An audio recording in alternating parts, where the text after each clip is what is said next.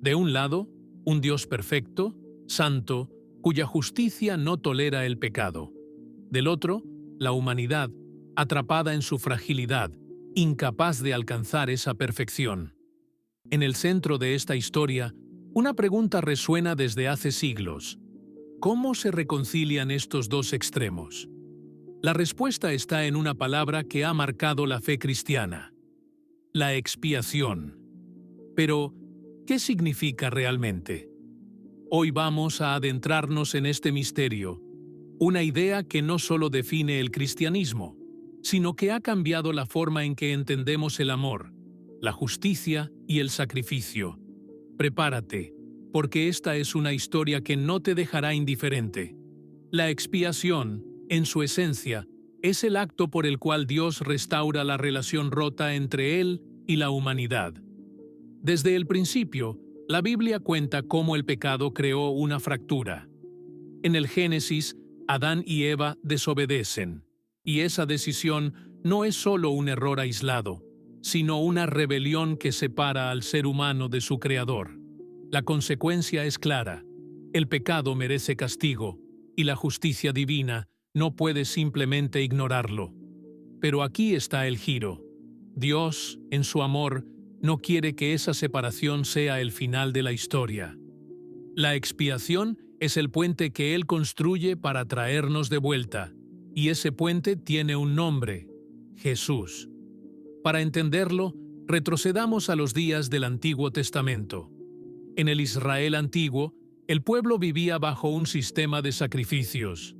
Cada año, en el día de la expiación, el Yom Kippur, el sumo sacerdote entraba en el lugar santísimo con la sangre de un cordero sin mancha.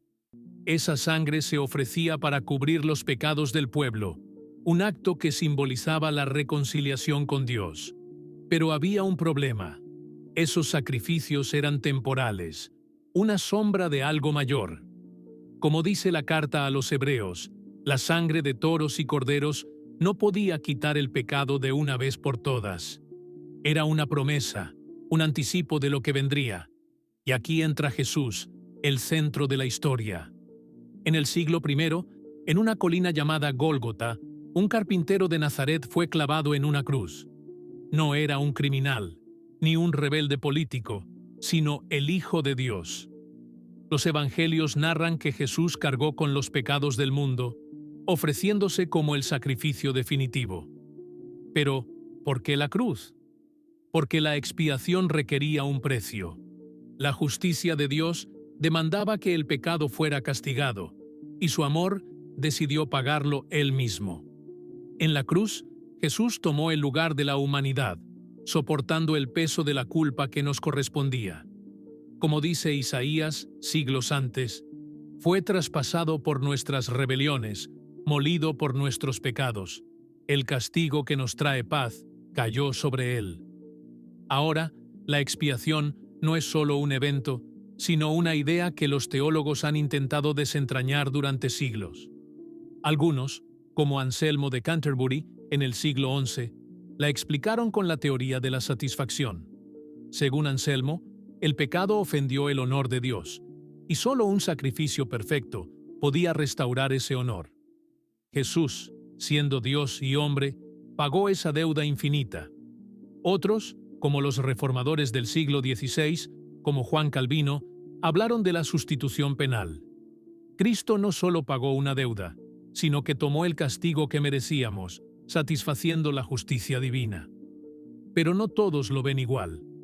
En los primeros siglos, pensadores como Atanasio veían la expiación como una victoria. En la cruz, Cristo derrotó al pecado, a la muerte y al diablo, liberando a la humanidad de sus cadenas.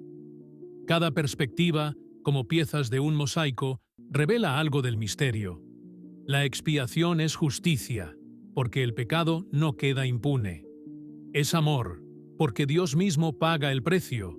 Es victoria, porque la muerte no tiene la última palabra.